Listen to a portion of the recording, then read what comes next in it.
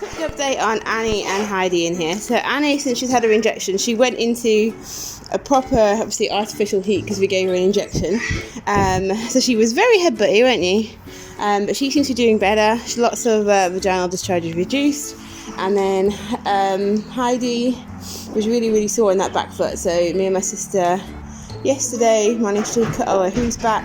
She did have quite a bit of kind of discharge in that hoof, so it was a bit sore. So we put the blue antibiotic spray on there, and she now looks to be doing a lot better. So I cut them right back, so as far as I possibly can. Your breath is steamy, my love. So she seems to be walking a bit better today. Hello, I know. So fingers crossed she's feeling better. So if we need to, we can reapply the blue spray. But at the moment, she's not looking too bad. So she's looking a lot better than she was. These two are just out having some food. So let's go milk Freya. So obviously I made this for them, obviously at a shelter with the sandpit in there. But they are just bathing just in the floor, as you do. Even though I made you and bought you a nice sandpit with sand in it, you're just using the now dried floor, obviously, into the shelter. But that's fine, they're still using it, I suppose. It's still got lots of grit in there. They're having a shared bath at the moment. Mr. Araucana is out here. I did wonder why there was so much dirt getting in their water, and obviously they've been dust bathing into there where it's nice and dry and warm and out of rain. Oh, bless them. You're having a nice time in there. So the reason I'm in here is because I was seeing on some of the channels in America, they were using this thing called aspen shavings to put in the nesting boxes to try and stop them getting so that it's nice and dry and not getting so nasty in there. So I couldn't find any in this country other than having them sent over from America, and that was really pricey for the shipping.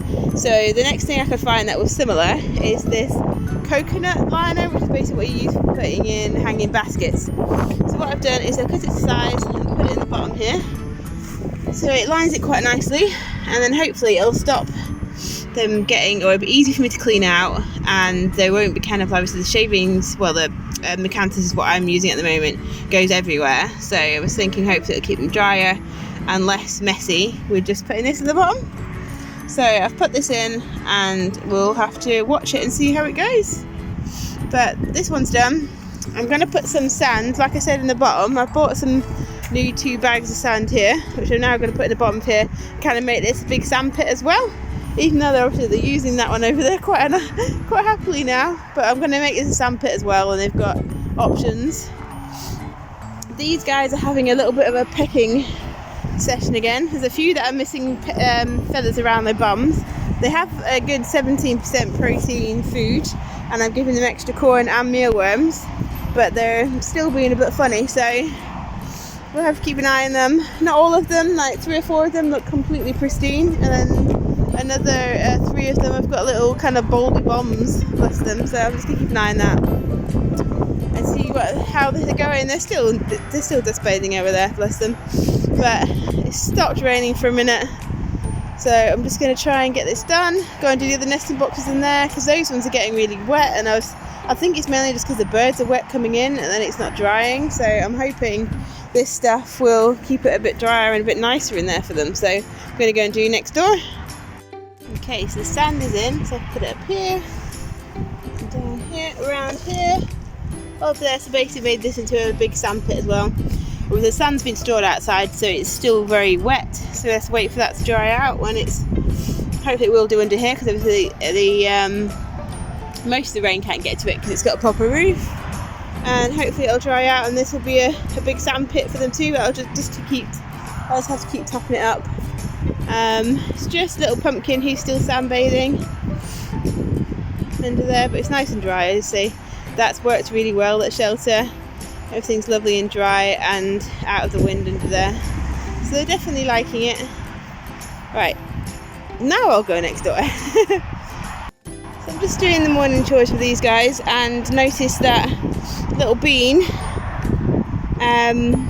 who's obviously the little chocolate one there, her feathers have been growing back quite nicely, but then these guys have all been pecking at them, making them bleed. So this morning they were bleeding quite badly, and obviously everyone was having a go, so I've just put lots of tar on her back, so she could probably, I'm not sure if you can see it there, tar on her back, and then basically the two other, so the Orpington, which is there, and the Pekin onion, who's in the house at the moment, both have baldy bums. So this Orpington's also got a baldy neck. Oh, I've just realised that the other one's also got a baldy bum, so I better do hers as well. So I've just put some tar on their bums. You can see her there with the tar shining in the light. So I just put it on their bums too, to hopefully try and stop these guys from having a go.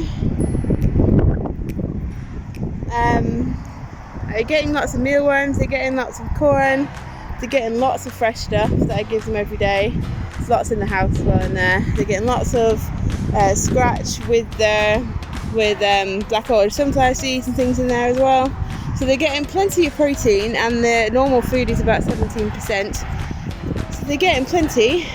We're just about hopefully coming into spring. Well, no, you didn't like your... So I've got some on her neck too, because she's got a big baldy patch. She wasn't like it at all. She was very upset, because first of all I thought she was just molting generally, but it looks like she is a little bit, but on her bum she's actually definitely got wounds, so someone's obviously been pecking those out forcefully. And little Bean, poor little sausage, she's in my shadow. There you go. So I've put that on them, so hopefully they're doing okay. I had to keep an eye on a little, I just noticed little Paprika has also got a baldy bum, so I might actually put some on her too. She was the one who was actually pecking Bean, so I didn't think she would be one, but yeah, look, she's got a bald bum. She doesn't seem to have any wounds though. The other ones had some wounds on their bums. So I thought maybe these guys were getting pecked at night when they're on the nesting bars, because they can actually, roosting bars, sorry, not nesting bars, because the other ones can kind of slightly reach them.